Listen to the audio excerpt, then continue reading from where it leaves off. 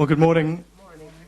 I hope all of those of you who were here last night enjoyed the first session with Roy Foster and then with Rebel Rosser.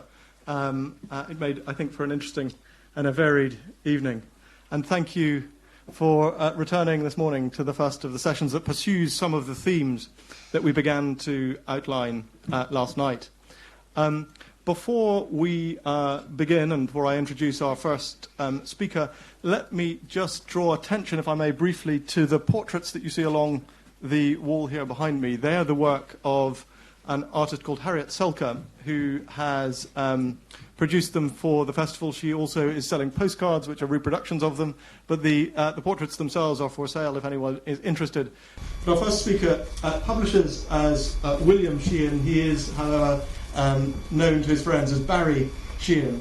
And he is an Irish historian, but not always a historian of Ireland. He is a specialist in counter-insurgency, a specialist in the conflicts that ensued in the course of imperial decline and breakdown in this part of the world, but also in a range of others. And it's perhaps for that reason that his official affiliation at the Open University is at the Ferguson Centre for African and Asian Studies.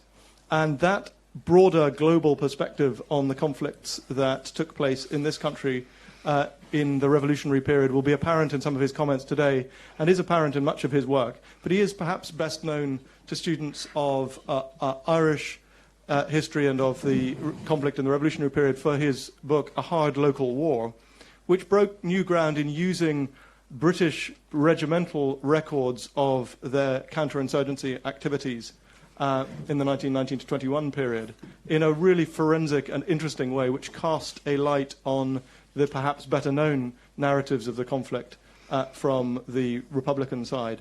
And it's that ability to look at this conflict and its ramifications from the perspective of a military historian that is perhaps most interesting about Barry and his work. Anyway, you need no further introduction from me. I will turn you over to him and ask you to welcome Barry Sheehan.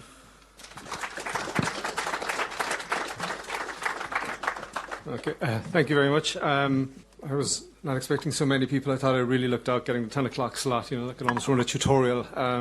So it's nice to see so many people here. And I want to thank Simon for inviting me. As he said, my interest really is in counterinsurgency and counterinsurgency theory and practice.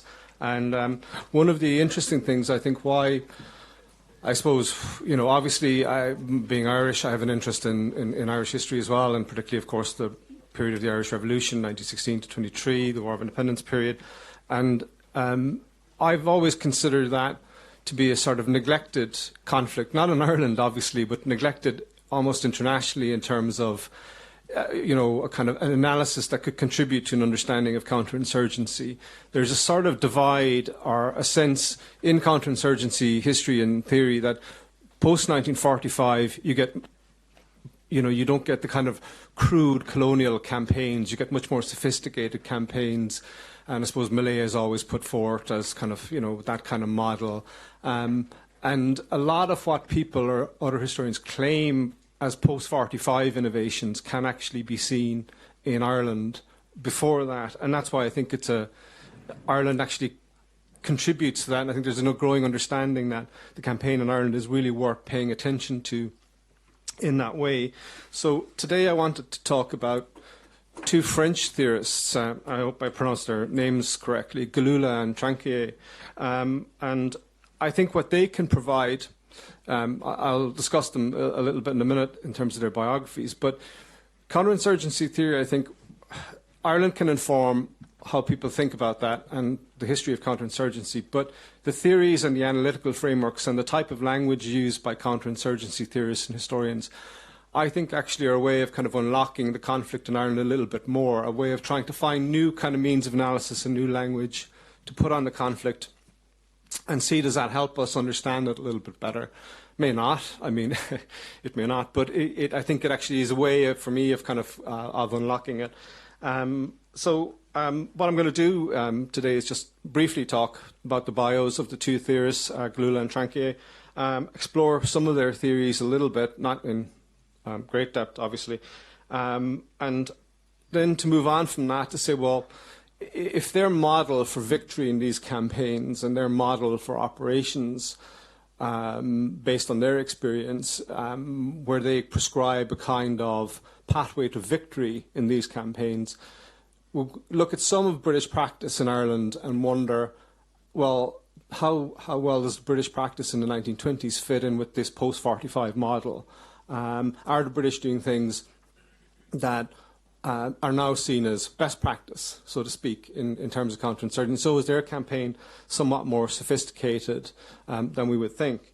And then to sort of argue, I suppose, to some extent, based on those theories, that is the campaign from 1916 to 23 a single British counterinsurgency? And is the period of the Civil War perhaps best understood? I mean, the modern term, or what has been applied in certain conflicts, for example, in Afghanistan, is Afghanization. So do we see a period of Hybridisation in Ireland in 1922 and a move to a kind of proxy war by the British government through local forces? Again, it's a case of, some of this is, as I said, I'm thinking it through myself. I'm not entirely, there yet. So, again, I'm just exploring these ideas. And again, theory is great, but every campaign is slightly different, and we have to sort of, I suppose, understand that. So just to give you a sense of the French officers that I'm looking at. So David Galula was a French army officer, professional French army officer from the beginning, but he was expelled during the Vichy regime because he was from a Jewish background. So he joined the Free French Forces and took part in the liberation of France and in World War II. Post that, he was stationed in China, in the French protectorates there, French stations, and so observed the sort of rise of the sort of Maoist and the communist movements there. Also was an observer in the Greek Civil War. But primarily his own experience comes from Algeria in 56 to 58, where he ran operations as an officer in the colonial infantry, and achieved some local success in a place called Kabylie.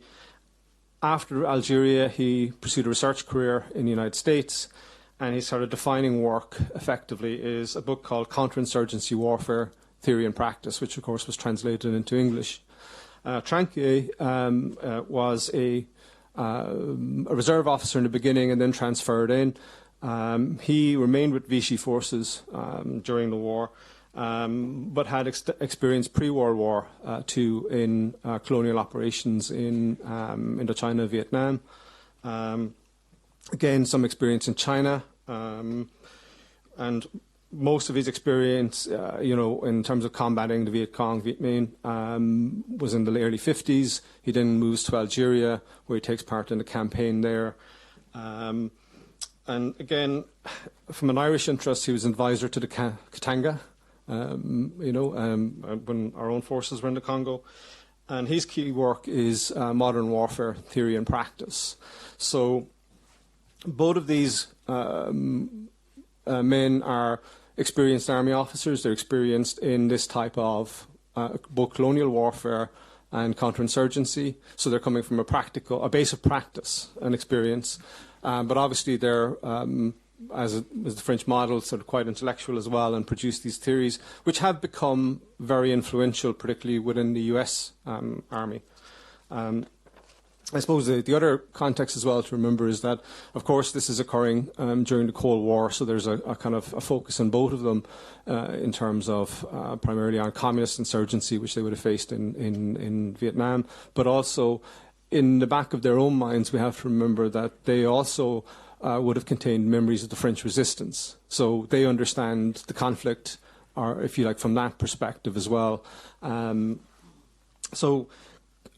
Just to briefly go through some of what Galula talks about. So he basically sets out what he calls kind of 4 laws, and then he has an operational series of steps which you must undertake. So his laws are very population-centric. In other words, he sees counterinsurgency as primarily the control of the local population. And so his first law is the support of the local population is as necessary for counterinsurgents as it is for insurgents. So the first thing you must do is sort of target the local population and win them to your side. Again, easier said than done. And his second law is support is gained through an active minority. Galula looks at counterinsurgency conflicts, or conflicts that the majority of the population will be neutral. They will not want to get involved in the conflict. So you have an active minority leading the conflict and an active majority who may oppose it if you work with them. His third law is the support of the population is conditional. So in other words, it's conditional for the insurgents and it's conditional for you. So the idea would be that you can undermine insurgent groups. You can undermine their doctrine, you can undermine their views or the support of the locals. And what his fourth law is, your effort must be vast. So in other words, you must be intensive in your operations, and your operations have to be large in scope. That doesn't mean that in other words, a blanket not a single operation countrywide, but sufficient operations at local levels. Again, this would have largely now become complete doctrine in modern forces. So in an operational sense, how do you achieve that? So he goes on to set out 8 steps which you must do. Again, the steps are not kind of like a ladder, okay? They're things you must do, they'll overlap. Some will be continuous and will always cause problems. And so it's not a case of this, you do step 1 and then you move to step 2. So the first step is obviously the military targeting, the destruction of insurgent military forces. And we'll explore that later on. What does that actually mean? Destruction or expulsion is what he says, from a territory. The deployment of static units, which gets some degree of criticism, I think, during the War of Independence period, that the RIC and the others operate statically, but Tranquier kind of expands on that a little bit as well. You must get in contact with and control the local population. Okay, so that's the third operational step. You must destroy, the fourth one, you must destroy the political organisation of the insurgents. So you have to target that. I mean, we know that through internment or through other things. You must actually try as best you can to eliminate political support for the insurgency, because that's what mobilises the population.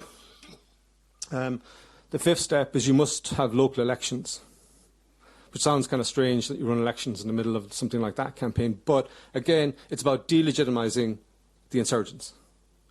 And that's the French model. We'll look at it a little bit differently in Ireland.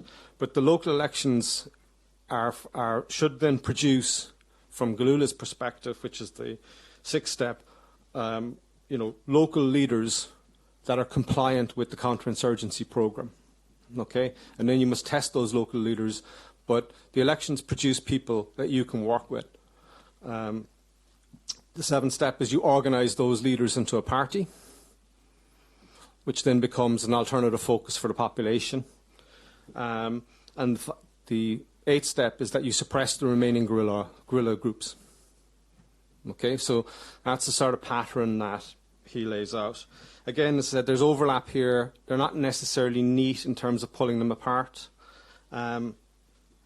But the idea is ultimately, from Galula's perspective, effectively, to create a political settlement and a political structure that suits the counterinsurgent. Okay? So in other words, you're going to, the goal of the campaign is the creation of a kind of new political reality on the ground which favours the strategic goals of the counterinsurgent. Okay, so whether or not, again, that's achievable in a lot of places, it's different because all campaigns are slightly different. And Galula is probably more thoughtful in a political sense than Tranquier, who is much more of a military operator. But again, we can look at it as well. So again, Tranquier is much more military focused, but he does understand as well. He doesn't set out his case, I think, in the same logic or same very clear-cut way that Galula does. He doesn't organise really into those kind of prescriptive models. But what he does say is, like, military operations are important. They're not the whole But, again, he places an emphasis on the manipulation of the local population, bring them over to your side, the creation of an opposition. He largely excuses, he sees insurgents primarily as terrorists, and therefore torture for Tranquil is completely acceptable. In fact, he believes that makes the terrorists into soldiers, because they can't, so his view is that, and after they're tortured or broken and give up information, then, you can treat them as prisoners of war. But again, he emphasizes, the control of the population, and like Galula, he advocates the use of a census, a house-by-house census, which we'll come to later. Again, the emergence of local leaders. So they have a lot in common. It's just that Tranquil never lays it out in the same kind of with the same kind of clarity. It's in there. It's just not as kind of to the forefront. He does actually comment more again on the military point. So what he offers a kind of view on counter-guerrilla tactics, as he calls it. So he divides it into three kind of spheres of operation. What he calls a sort of sectoral zone and theatre approach. So the sector is, the local village or the surrounding areas, which need to be garrisoned. And it's very much like what developed in Malaysia or other places later on, a kind of strategic hamlet program. It's not enough to simply have a barracks in a village. All entry and access to a village should be controlled. And in a zone level, we see that in Ireland. What it would look like in Ireland was the divisional areas, the 5th and 6th, controlled by a general, so that all operations are rooted in that way. And the idea there is that there's a kind of control and a uniformity of conduct and operations. But again, his view essentially is that while the generals are coordinators, they shouldn't rob their subordinates of initiative. So you should allow room for the development of tactical flexibility at a local level. He does advocate, in a kind of contradictory fashion, something that is problematic in Ireland, the use of the idea of sweeps and to keep guerrilla forces unbalanced and to kind of, I suppose, again, overawe the local population with military force. At a theatre level, which we don't see here, I suppose, in Ireland, he talks about the use of a general reserve. So in Ireland, that would have looked like probably brigades or detached from divisional command and under Macready's command to be moved around the country as required. But his view is that, again, sectoral units or grid units should compose of the lower level of your operating forces. So in Ireland, you see the RIC maybe taking that kind of static position. The zonal or interval forces are the normal British Army forces, and intervention forces, which actually do search and destroy. I suppose you look at the auxiliaries primarily for that role, and in developing in Ireland, of course, the active service units. So they have some points of agreement, I suppose, as you'll have seen there, which is that obviously they both agree on the whole concept of population control. So that it is a war for, if you like, the people. So you must, and if you don't control the people, then the guerrillas will control them, or the insurgents will control them. Both agree on what they call the military destruction of the insurgent force. Because ultimately what an insurgent group is trying to do through the use of military operations is to achieve no more than any army their political goals, as Clausewitz says, it's war by other means, politics by other means. And both agree that you need different types of military forces. Both agree on, if you like, the deployment of vast means. Okay, it's like the American shock and awe. Hit as hard as you can, hit as fast as you can. So both of them do that. Both agree on the idea of the cultivation of the active minority and local leaders. Galula separates because he's more keen on the use of local elections, whereas Tranquet probably, you can nominate leaders and then hopefully they'll gain support. And both agree on the suppression of remaining guerrilla groups through the use of local forces. So you use and develop auxiliary forces, and they're the ones emanating from the local population that will, if you like, give you your final victory over guerrilla forces or the insurgency forces. Over the insurgents, yeah. So if you're thinking about Ireland, and we're thinking about, I suppose, what happens here and how the French theory comes across, I mean, it doesn't necessarily come across completely, okay, because all conflicts are slightly different, and this is probably one of the problems that the Americans and the British experience in Iraq. Their views that what was done in Northern Ireland was imminently transferable to Basra was not proved to be disastrously wrong.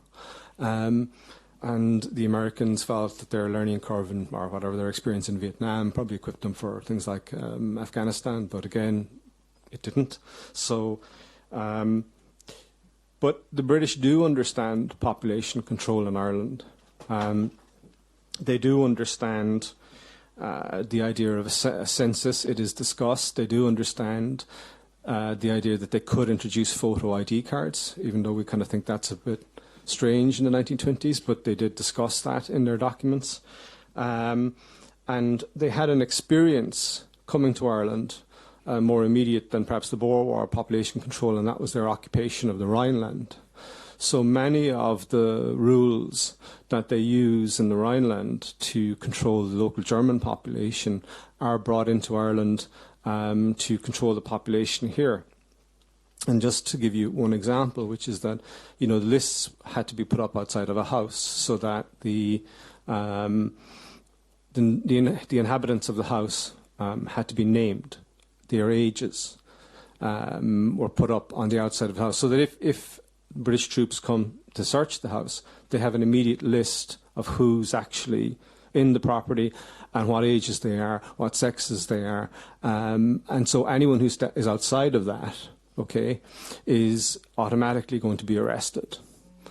And this is nothing new. The US Marines used the same principle in Anbar province in Iraq, but they did it with iPads.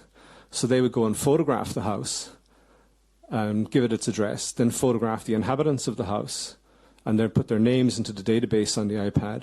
So whenever they were patrolling in the area, they could pull up the image of the house, pull up the image of the occupants, go in, and pick who's there. So, again, this sort of technique predates 1945, and it has the additional.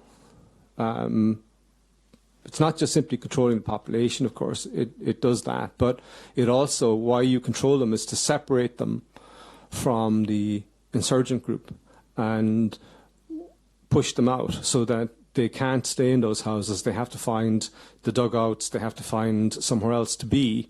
And obviously, they'll be putting the pressure on the locals as well because they can be guilty of criminal offences.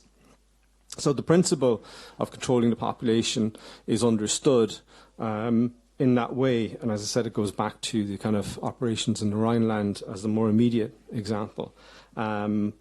And if you think as well, just as another example, I mean, the restriction on bicycles later on so that restrict population mobility.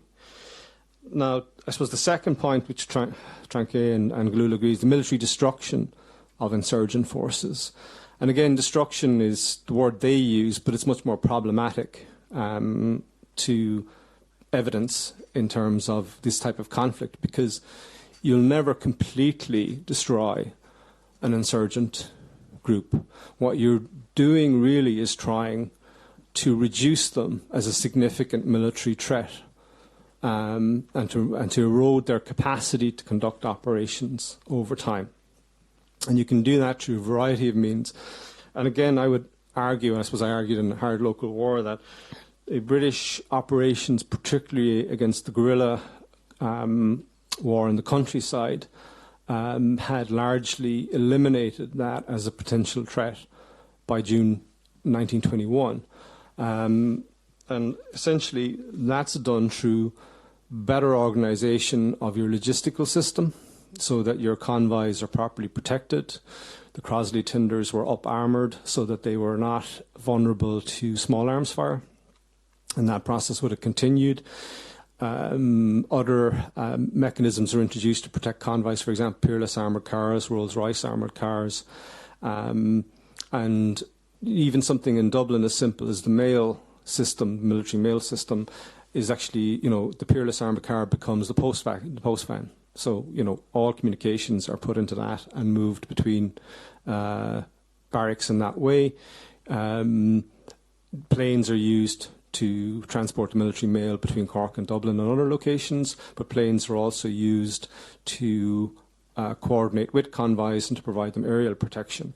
And by June 1921, despite Trenchard's opposition, planes are allowed in Ireland to attack. So they can actually conduct what we call kinetic operations. They can bomb and strafe IRA flying columns if they see them in the open.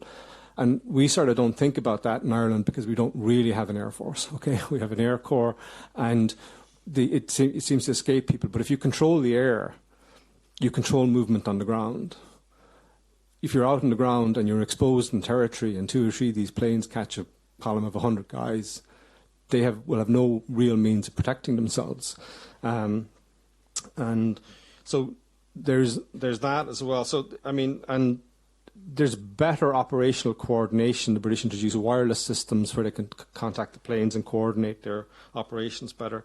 And so destruction is a difficult word in this kind of context because, of course, you're not destroying the IRA as a force. What you're doing is you're eliminating a certain area of their operations or their scope for operations. You're not completely removing them from the equation. And I suppose what, in June and July 1921, a continuation of the conflict would have looked quite different. The IRA were evolving towards the use of IEDs, which we've seen in Afghanistan. And again, that's what happened to the Taliban. The Taliban realised very quickly that there was very little percentage for them in openly confronting American troops, so they moved to the IEDs. The IRA in 1921 were developing what would later become in Northern Ireland barrack busters, mortar systems. So the future is not that the conflict couldn't have continued. It would have had to continue in, I think, quite a different way, and one which might have been unpalatable to some of the leadership in the sense that they saw themselves as soldiers, and the use of those kind of weapons probably would have proved problematic for them in terms of their own image of themselves. Again, the development of different military forces with different tasks is one of the French prescriptions, and in Ireland, of course, you see the RIC, you see that evolving into 2 different other units, I suppose, black and tans, which are not quite different to the RIC, of course, but, have different ethos. You have the auxiliaries, you have the British units, the ordinary British Army infantry battalions, you have the deployment of the RAF later on, and in the British battalions as well, you have the development of what are called active service units, which are small, to be, not to put a fine point on it, kind of search and destroy units that go out into the countryside in platoon size, a little bit maybe platoon plus, sometimes smaller, and their job is essentially to hunt down and engage with IRA units. So that you see that diversification in Ireland as well, and I suppose that offers a certain point of comparison. And as I said, there are the deployment of different military technologies in Ireland, from armoured cars to using tanks even for barrack defence in some areas. And again, the idea of force and vastness of means, well, the British, of course, had a vastness of means compared to the IRA. They had access to, as many of these kind of vehicles as they wanted, as many planes as they wanted, and they could put in as many troops as they wanted, so that the threats that were made, I suppose, during the treaty process were not unrealistic in terms of their abilities. the other point was the cultivation of active minorities against the insurgency. And in Ireland, of course, we think of the unionist population. But again, it's only really the northern unionist population that are, I suppose we could invert commas, called cultivated. Northern Ireland is given its own, through the Government of Ireland Act 1920, it allows Parliament to be set up in Northern Ireland. It allows the special constabulary to be formed. That really effectively is what, it's not, it's closer to the Galula model than maybe, you could argue that what happens in the South in terms of the transition to a provisional government, in terms of what you could say is hybridisation. But again, that pro-treaty element is supported and cultivated for obvious reasons. It's not Machiavellian, it's just that this is good strategy from the British perspective to develop this group and to support both of those groups. So you can see elements of that, what the French advice would be, being taken on board here. Again, the use of elections, and as I said earlier on, the use of elections is, from Galula's perspective, to destroy the legitimacy of an insurgent group. So the best way to remove them, because both Galula and Tranquil understand that there are legitimate grievances in Vietnam, that there are legitimate grievances in Algeria. So they both understand that this is a reason for insurgent support, that insurgents gain support because they have, they are speaking to the concerns of their populations. But again, most of that is often never electorally tested. In Ireland, it is in 1918. But the use of the elections in Ireland, so the general election in Northern Ireland in May 1921, it gives a legitimacy to the Northern Ireland government, which then is hard to take away from them. They win. The Unionist parties win two-thirds of the two-thirds majority, 66% or 66.9% of the vote. So it's very hard to argue.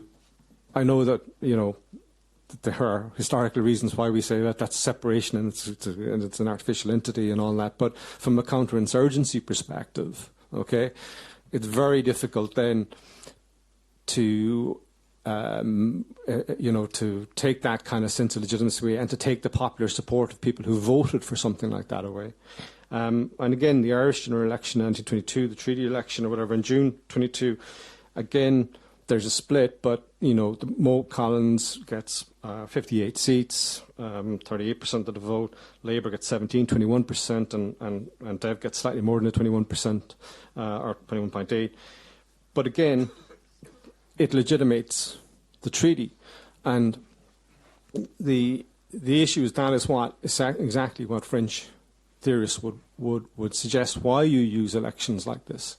You deny the continuing legitimacy of the insurgent group because the majority of the population have now chosen to back an alternative option. So I mean I suppose the use of the development of local politics and local forces. Again, as I said, for me, it's an idea I'm exploring. I'm not.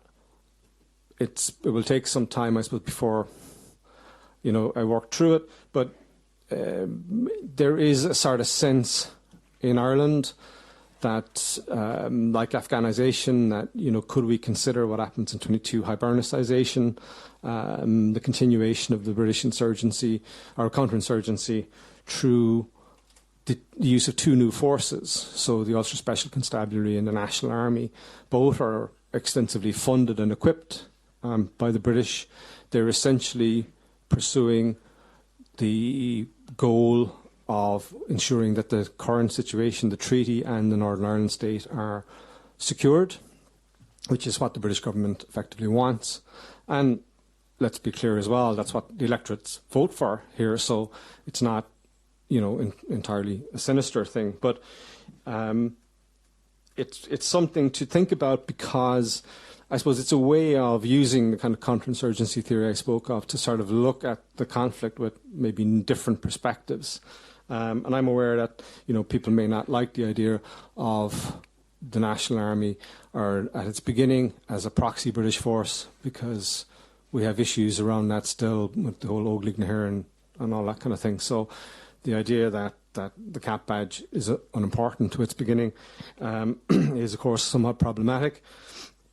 But the final step, obviously, in the French system is the suppression of the remaining guerrillas, which is down to the proxy forces, or largely for the proxy forces to achieve.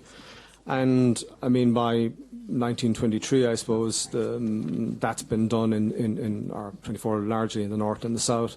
And I suppose and largely secures the whole settlement of the treaty until 68, but we still live within the parameters of that agreement. So I suppose that just to sort of go back to some points I made at the beginning, is that I suppose my interest has always been to sort of look at counter-insurgency theory and various kind of campaigns, modern and past ones, but I've always felt that Ireland has something to say in terms of the understanding of the theory, and that it's largely a neglected campaign.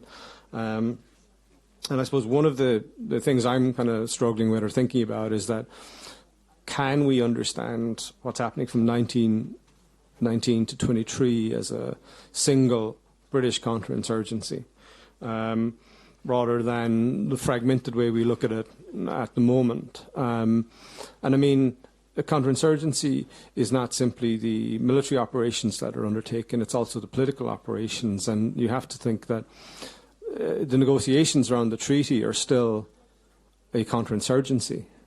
You know what I mean? They are still trying to end the conflict. Now, it's not through military means, but through political means. But that's open to, that is seen as sort of part of it. I mean,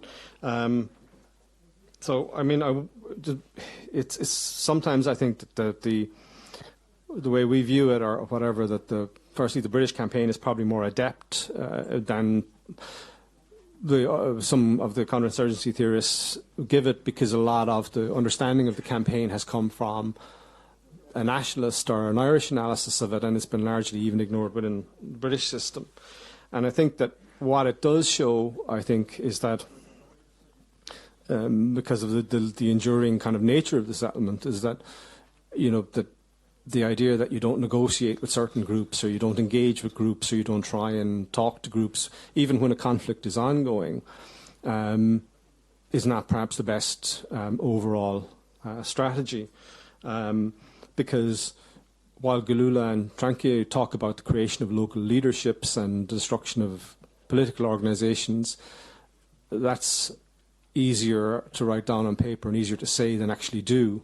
And sometimes you may be better off working with what would be called more moderate leaders within an insurgency campaign, and, if you like, separating them from the overall campaign.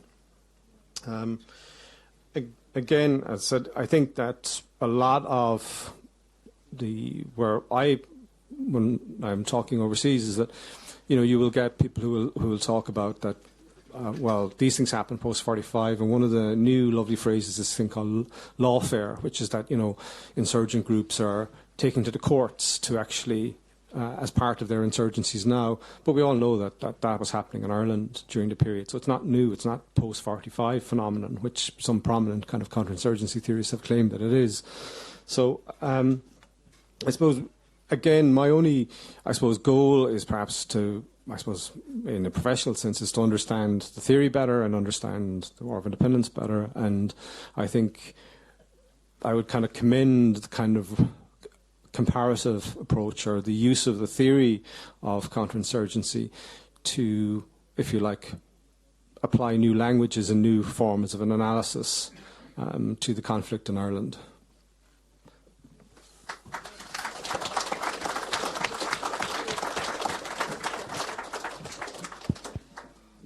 Barry's kindly agreed to take some questions. I see two, one from Nigel Bigger at the back and one from David Fitzpatrick.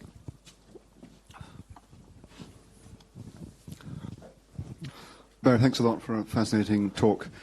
Two brief questions. First of all, in civil wars, the majority of people want to keep their heads down, are non-committal, but get pressed from both sides. If they don't comply with the insurgents, they get hit by the counter-insurgents and vice versa. Yeah. Did the British find a way of succeeding in protecting civilians from insurgent pressure? Was there some way in which they managed to separate them from insurgents so that they would cooperate? That's my first question. The second is, in the 1930s, British officers in Palestine worried about a repeat of Ireland. And I'm wondering what lessons the British Army thought it had learnt from the 1920s in Ireland that it then took to Palestine. Any idea? Well, I suppose there's a few things. It's on the first point. I would say it's difficult in Ireland in terms of the sporadic. How do you fully separate locals from locals effectively? And one of the ways, I suppose, of doing it is internment, in that, you're actually removing individuals from the population. The other alternative is to move the population into kind of protected zones or whatever. And that kind of is discussed as well. But again, I think there is a strong propaganda effort to try and separate the population intellectually from strong is perhaps, it becomes stronger. There's an effort to separate the rank and file of the IRA through aerial kind of leafleting from the leadership. It's probably easier in some parts of the country in terms of, it was probably easier to separate people in Northern Ireland from groups, but it's very patchy. I mean, and one of the things we don't really know, I suppose, is that, oddly now, right, the Americans conduct opinion polling when they're running their counterinsurgencies. So, how was that drone strike for you, And but they do, it's, I just wondered how it works, really. I mean, I was told by a guy who was doing it in the Philippines, an American Army colonel, which is really strange. So my guess is that, it was the physical presence of either group that actually kind of counted, So if the British troops were in the town, then people were relatively compliant. And there may be some kind of confessional basis as well, but it's more difficult to kind of tease that apart. In Ireland seems to be kind of forgotten in terms of other campaigns. Now, I don't really, and this was saying, it seems to be a neglected campaign to some extent. A lot of the officers who are in, like Montgomery is in Palestine, 36 for the Arab Revolt. So a lot of the officers are very similar. And Burma is the same in 32, like the Manchester Regiment is there. And a lot of their officers would have had experience in Ireland.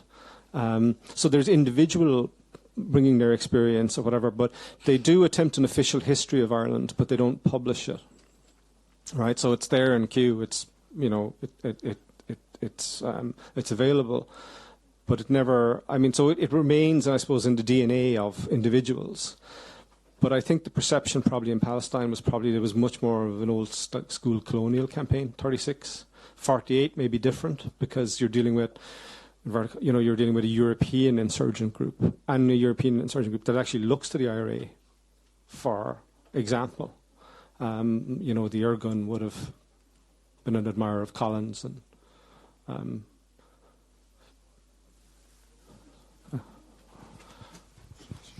very much. Well, thanks very much for that extremely interesting talk. It certainly gives us a very revealing perspective and a fresh one, which is important in this field.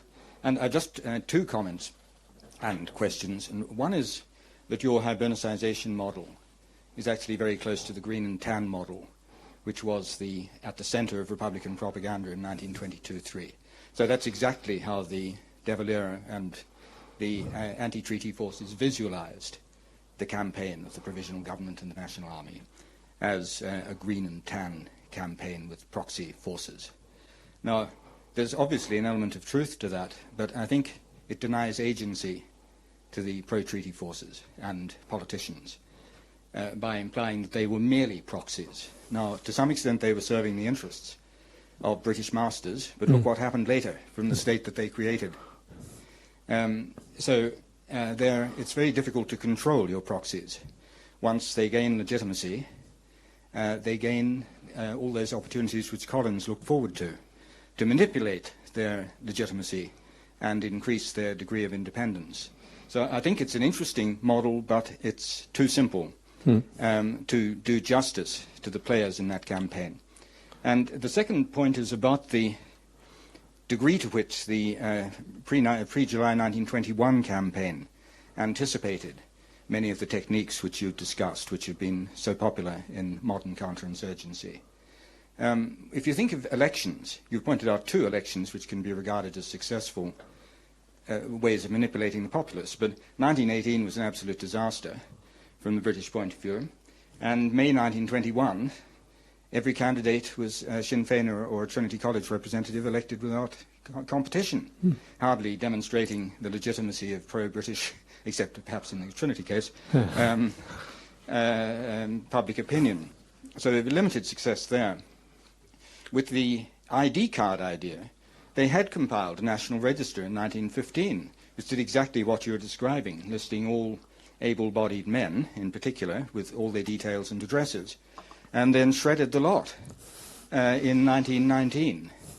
A very bad error if one were to attempt that kind of detailed census to get to know the enemy and identify him in person. And just one other point there about the failure to raise a loyal militia in the South, which was one of Macready's aims, but of course you couldn't find any loyalists, were not sufficient to set up an effective militia. But I think you're quite right that the Ulster Special Constabulary was a remarkably effective application of this principle, not least because of its strike force, its mobile strike force, which was used all along the border areas where large major engagements and intelligence gathering operations were required. So anyway, an absolutely fascinating paper. Thank you. No, I do realise I'm sailing close to the wind on the kind of green and tan kind of model. I suppose I'm just coming at it from a different perspective in terms of a different intellectual way of getting there, put it that way. And I think I suppose you're right that they're not entirely, even in Stormont, or even the Northern Craig is not entirely a compliant or very unproblematic individual for people like Churchill. He will do his own thing from time to time in the North. So, and there are angry letters going back and forth between him and Churchill over some of his comments or some of the things that he does. So they're not fully, if you like, under the control, but as you point out, no proxy is. You simply use them for your strategic benefit. And again, it's not to say that the people who were engaged in the pro-treaty forces or the new National Army were entirely without conviction or patriotism in terms of their goals here. I mean, I think it's, and you're right, that the Ulster Special Constabulary are very effective, and obviously their interests and the interests of the Northern Government are more closely aligned. And Collins, you read things in the Stormont papers where Collins and Craig are saying things to each other, and you just sort of don't believe that either of them is very sincere in their promises to the other. I suppose what I see it is it's these kind of theoretical developments for their French, or in the modern ones that Nagal and Kilcullen, the Australian, and a few of the others do, is that they give us a kind of, I suppose, a set of questions to go back with, and to say, if that's what the guys think that this is how these wars should be fought. The practice in Ireland will validate some of that theory or undermine it, and so I just think that it's a useful way of, I suppose, coming freshly to it. That's all. I just have one comment to make here. Just as regard the counter-insurgency here in West Cork during the War of Independence, I suppose one very striking example of a failed counter-insurgency would have been the burning, say, of Republican homes and their sympathisers, whereas Tom Barry struck back by burning, say, large unionist houses, and that policy of counter-insurgency stopped immediately. So that's like they failed in many of their counter-insurgency tactics here in West Cork. And just today, going on to the political side of elections, there's one man up there, a portrait of him, O'Donovan Russell. The counter-insurgency people, they also used elections to actually counter the counter-insurgency people. So O'Donovan Russell was elected in Tipperary when he was in prison, going right down to the 1918 election, which gave legitimacy to the struggle for the War of Independence. That was a landslide election, and half of those people that stood at that time, they were in prison as well. So that kind of puts the thing into perspective. And that tactic has been used right down to the present day with Bobby Sands. He was elected. So it has the counter-insurgency people have also used that tactic. Now it's debatable who was the most successful. I suppose over the years they could also say, like, I mean, the counter-insurgency people could have said, "Oh, you have no political support," and things like that. So they have actually used it as well. Like, but I think their opponents have also used it to a very successful degree. So, and just on the other thing I'm coming down to make, you said coming towards the end of the War of Independence that the Republicans were kind of running out of ideas, and I wouldn't agree with you there. And whereas the British were getting more sophisticated in their defences and the armoured trucks and all that, at Crossbarry there was a landmine was used. At Rosscarbery Barracks, a mine was used to bust in the front doors. So they were becoming more sophisticated. And I'd say over a period of time, I don't think the leaders of that campaign would have any problems with fighting the war. Like Tom Barry used a Mills bomb at Kilmichael. So they were kind of moving forward too. They were progressing as well. So like I wouldn't say that after a period of time they would have no problem carrying on with whatever campaign they could put forward to the I mean, I don't fight deny that the the IRA are evolving. What I mean is that the IRA units or the guerrilla campaign, the flying columns, don't effectively have a place to operate. What they do is they move towards the IED, which is correct. They use them before that in ambushes. But the reality is that, you know, and you can read this in the Bureau of Military History statements, many of the IRA units are unarmed. Many are not trained. You know, there are successful ambushes, but it really is about the arc of a campaign. And the IRA simply didn't have the resources or the ammunition or the manpower to mount an effective guerrilla campaign in what we would see as a traditional sense of that kind of campaign. They were never going to create forces, for example, like the Maoists in China, where they could create brigades or divisions that would be comparable to normal military units. So they are moving towards a campaign, from my view, from July on, towards they would have had nothing. They could have done nothing but individual assassinations and the use of IEDs. And that's fine, they could continue that campaign. My point, I suppose, is that a lot of people didn't want to continue that kind of campaign. And that's it. Great, we're conscious of time. I'd like to ask you all to thank Barry for a thought-provoking and interesting first paper. We'll take a few minutes now to set up the audio we require for Eve Morrison's contribution. But for now, Barry, thank you very much indeed. Cheers.